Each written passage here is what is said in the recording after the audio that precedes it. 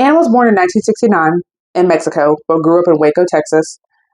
At 19, she would get married, but get divorced in 2000 and have 2 kids in that marriage.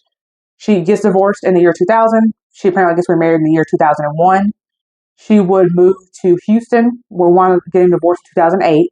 She would work as a massage therapist and apparently would also get arrested for basically drunk driving in 2008 and 2010. So at a bar, she winds up meeting Alf Stefan Anderson. He was born May 11th, 1954 in Sweden.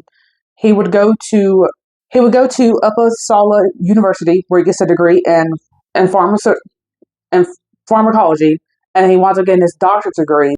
He would work at Southwestern Medical Center in the 90s before then going on to work at the University of Houston. So his friends had apparently had warned him to pretty much like stay away from Anna.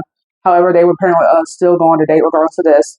They break up after like being there for 6 months. So then Anna goes back to her ex named James Wells. So then apparently they had split up, and so then Anna would get violent with James, and then she had jumped on top of him, and then his girlfriend would then have to basically try to get Anna off of James. So then she basically goes back to Stefan, basically saying like, hey, can I stay with you temporarily until I get financially stable enough to move back to Waco and be with family? On the fateful night of June 9th, 2013, apparently Anna and Stefan are out drinking at a bar. Apparently it would take at least 3 attempts to get Anna in said cab that they ordered because they both were obviously drunk, so they should have been driving. And then apparently Anna was so violent during the cab ride that the cab driver apparently offered to pray for Stefan.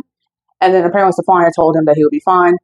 They apparently go up to the apartment, but Stefan would eventually kick Anna out. So then, of course, Anna was trying to start attacking Stefan, and Stefan would apparently run away from Anna because he didn't want to deal with her at that time, I assume. And she takes her heel and winds up stabbing him 25 times. So then Anna, of course, calls police basically saying that Stefan attacked her and that I attacked him back with a self-defense.